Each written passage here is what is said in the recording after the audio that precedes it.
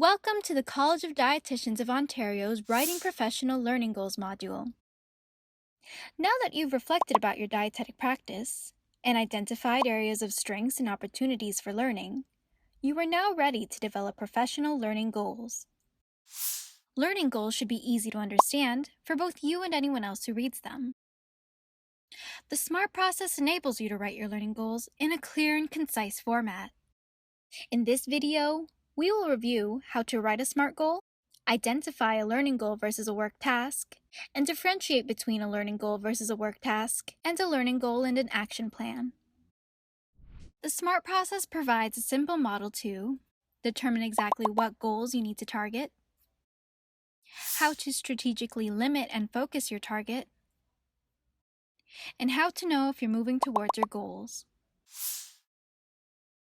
SMART stands for specific and strategic, measurable, attainable, relevant and results-oriented, and time-bound. For a SMART goal to be specific and strategic, it focuses on clearly specified learning outcomes.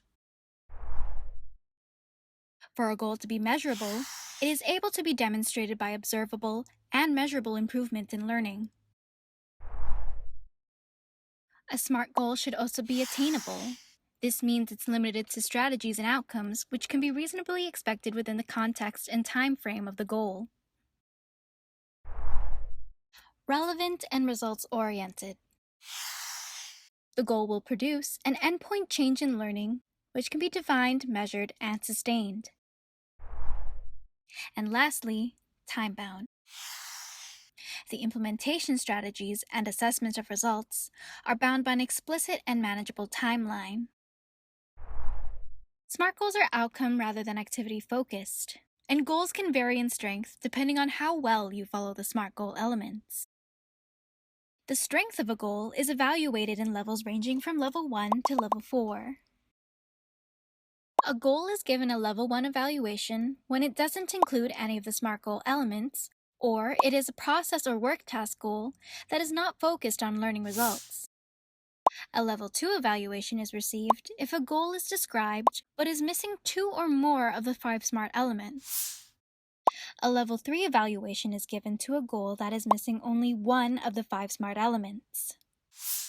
And the highest evaluation, level 4, is achieved if the goal includes all 5 SMART elements. It is very specific and strategic. It provides information that is clearly measurable.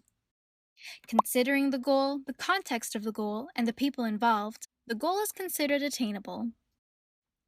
Because the goal is outcome-focused, it will produce learning outcome results that are identified. And lastly, the time frame for the goal has been defined. Let's look at an example of making a goal SMART. This goal, I want to mentor interns, has many problems with it. It doesn't include the 5 SMART elements. It is not specific or measurable. It is unclear as to how this goal is a professional development goal. There are also many different aspects to mentoring interns. We need to apply the 5 SMART elements to this goal. First, we can ask, what skills do you need to mentor interns? A smart and specific answer to this could be, I will improve my active listening skills to enhance my communication when working with interns.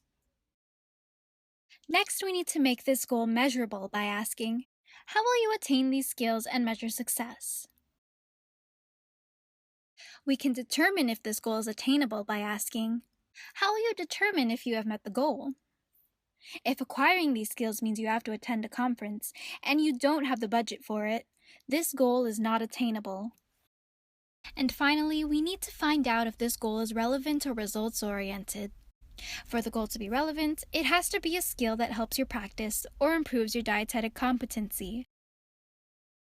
After applying each of the 5 SMART elements, the original goal, I want to mentor interns, can be revised to, I will improve my active listening skills so that I can enhance my communication with interns. I will utilize their feedback to ensure continuous improvement by July 31st, 2019.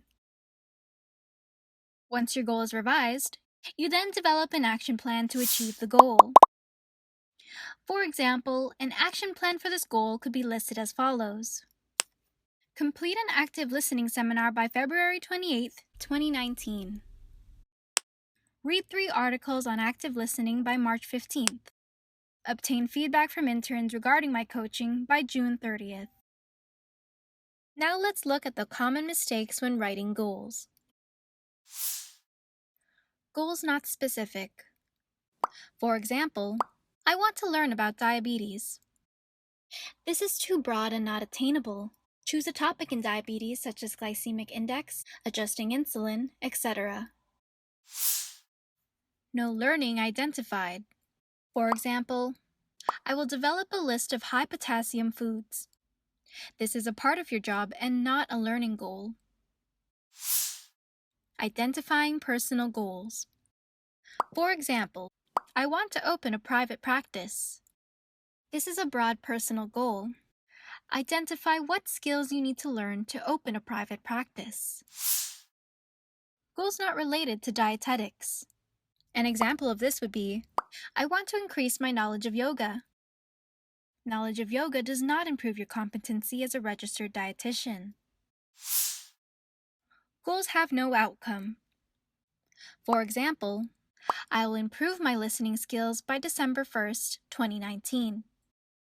It is specific, but it doesn't say why you want to improve listening skills. And finally, writing learning goals directed at others.